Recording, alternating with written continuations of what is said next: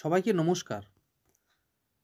আজ আমরা পশ্চিমবঙ্গ সরকারের ফ্ল্যাগশিপ প্রজেক্ট কন্যাশ্রী প্রকল্পে আর একটি অন্য টপিক নিয়ে ভিডিও শুরু করছি। ইনস্টিটিউশন লেভেলে K1 ফ্রেশ, K1 রিনিউয়াল বা K2 আপগ্রেডেশন বা K2 ফ্রেশ এই বিভিন্ন বিষয়ে যখন ইনস্টিটিউশন লেভেল কাজ করেন তখন কিছু সমস্যার সম্মুখীন হন। আর এই সমস্যাটা প্রাথমিকভাবে আমরা সমাধান কিন্তু নিজেরাই করতে পারি, সেই বিষয়ে আপনাদের আজ জানাবো। এই কন্যাশ্রী পোর্টালে স্টেট লেভেলে বা ডিস্ট্রিক্ট লেভেলে যেসব টেকনিক্যাল পার্সনরা, অফিসিয়ালসরা আছেন, ওনাদের কাছে যদি আমরা বিষয়টা তুলে ধরি প্রথমেই, তাহলে হয়তো আমরা নিজে নিজেই ব্যাপারটা সমাধান করতে পারবো। তো সেই জন্য আমরা আমাদের পোর্টালে একটি অপশান রয়েছে, সেই অপশানে গিয়ে কিভাবে সেই ইস্যুটা রেজ করে সেই ইস্যুটা ওনাদের কাছ থেকে ফিডব্যাক পেয়ে তার সমাধান করতে পারি, এই নিয়ে আজকের ভিডিও। তাহলে চলুন ভিডিওটা শুরু করা যাক। প্রথমেই বলবো, আপনারা কন্যাশ্রী পোর্টালে কাজ করতে গিয়ে যে সমস্যার সম্মুখীন হচ্ছেন তার একটা স্ক্রিনশট নিয়ে রাখুন। প্রয়োজনে আপনারা যেসব আপনার সাপোর্টিং ডকুমেন্টস রয়েছে তাও স্ক্যান করে রাখতে পারেন, জেপিজি অথবা জেপিইজি মোডে। ইনস্টিটিউশন লেভেলে কন্যাশ্রী পোর্টাল ওপেন করলে বা লগ ইন করার পর আপনারা একটা সেম ড্যাশবোর্ড দেখতে পান। এই যে দেখা যাচ্ছে ডিসপ্লেটা, এর মধ্যে বাঁদিকে যে বেশি কিছু এক্সট্রা কিছু মেনু এখানে আপনারা দেখতে পাচ্ছেন যেগুলো স্কুল লেভেলে থাকে না, ওগুলি অ্যাভয়েড করবেন। যেটা হলুদ রঙের রেক্ট্যাঙ্গেলে যে অপশানটা রয়েছে সেটা দেখুন, ইস্যু ট্র্যাকিং। আপনারা ফার্স্ট অফ অল ওটাতে ক্লিক করবেন।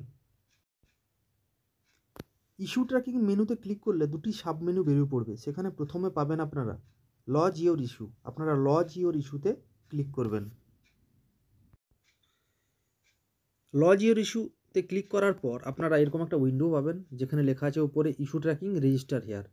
তার তলায় ক্যাটাগরিতে দেখুন, অনেক ক্যাটাগরিতে ক্লিক করলে ওখানে ড্রপডাউন আছে, একটা ড্রপডাউনে ক্লিক করলে অনেকগুলি মেনু বেরিয়ে পড়বে আমাদের কাছে। তার থেকে আমরা সঠিকটা নির্বাচন করব। তো যেহেতু আমাদের এখানে ডেটা এন্ট্রির ক্ষেত্রে সমস্যা, তাই আমি এখানে ডেটা এন্ট্রিটা সিলেক্ট করছি।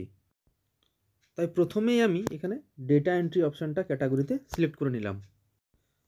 এর তলায় ডিটেলস অর্থাৎ মেয়েটির নাম, জন্ম তারিখ, কন্যাশ্রী আইডি, ঠিক আমি যেভাবে লিখেছি দেখুন, প্রথমে নাম, Kanyashree ID, date of birth, scheme, কোন ইয়ারের জন্য কন্যাশ্রী তার সমস্যা হচ্ছে, এগুলো প্রথমেই আপনারা মেনশন করবেন। তার তলায় আপনারা কিন্তু ওই একটি বক্সের মধ্যেই ইস্যুটাকে যতটা পারবেন ইলাবোরেট করবেন, বিস্তৃতভাবে লিখবেন। এটা কিন্তু না লিখলে ডিস্ট্রিক্ট বা স্টেট লেভেল কিন্তু বুঝতে পারবে না যে কী হচ্ছে সমস্যাটা। আর কন্যাশ্রী K1 ফ্রেশে যদি এই ধরনের ইস্যু ট্র্যাকিং করতে হয়, তাহলে আপনারা তো কন্যাশ্রী আইডি পাবেন না। সেক্ষেত্রে আপনারা বাংলা শিক্ষা স্টুডেন্ট কোডটা অন্তত দিয়ে দেবেন সেখানে কন্যাশ্রী আইডির জায়গায়। তার তলায় যে দেখুন অ্যাটাচমেন্ট বলে একটা অপশান রয়েছে, যেখানে কিনা ম্যাক্সিমাম 5টা ফাইল আপলোড করা যাবে। সেখানে আপনারা কী আপলোড করবেন? প্রথমত প্রয়োজনীয় স্ক্রিনশট, যেটা আপনি সমস্যায় পড়েছেন, যে সমস্যাটা আপনি স্ক্রিনশট নিয়ে রেখেছেন, সেটা অবশ্যই আপলোড করবেন এখানে।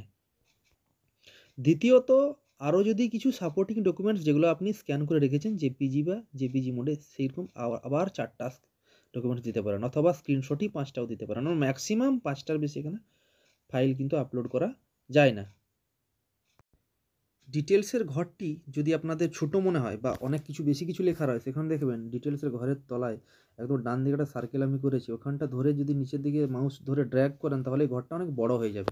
সেক্ষেত্রে আপনাদের অনেক কিছু বেশি কিছু লিখতেও কোনো সমস্যা হবে না। ব্যাস, আমার ইস্যু করা হয়ে গেছে। এরপরে এখানে আমি ডান দিকে যে অপশানটা আছে সাবমিট করব, তাহলে ইস্যুটা আমার এখানে সাবমিট হয়ে যাবে।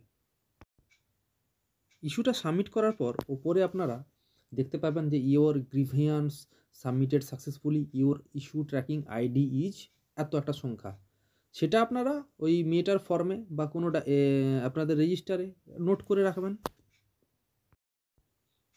যে ইস্যুটা আমরা সাবমিট করলাম, যে গ্রিভান্সটা আমরা সাবমিট করলাম, সেটা আমাদের এবার ফলো আপ করতে হবে। কিভাবে ফলো আপ করবেন? যে স্টেট কি রিপ্লাই দিল, টেকনিক্যাল টিম তারা কিছু সমস্যাটা সমাধান করতে পারবেন কিভাবে আপনি, বা ওনারাই করে দিয়েছেন, সেটা আপনি দেখতে পাবেন এখানে যে বাঁ দিকের সেম একই মেনু, ইস্যু ট্র্যাকিংয়ে ক্লিক করবেন।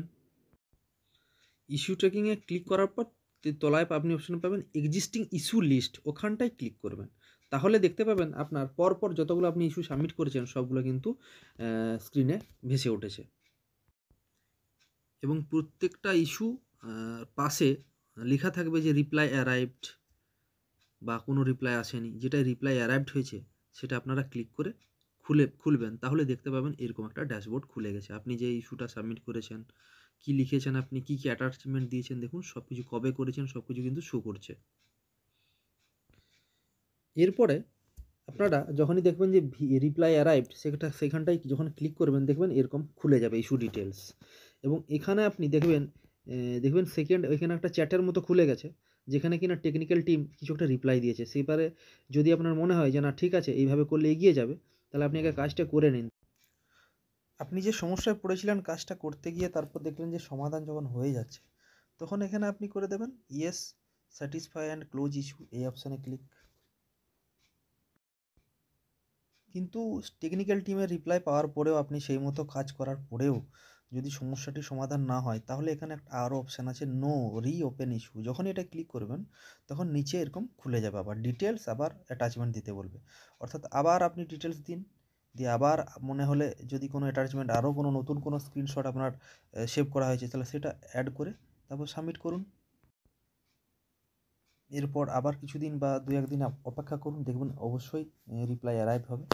এভাবে আপনি নিজে নিজেই সমস্যার সমাধান করতে পারবেন।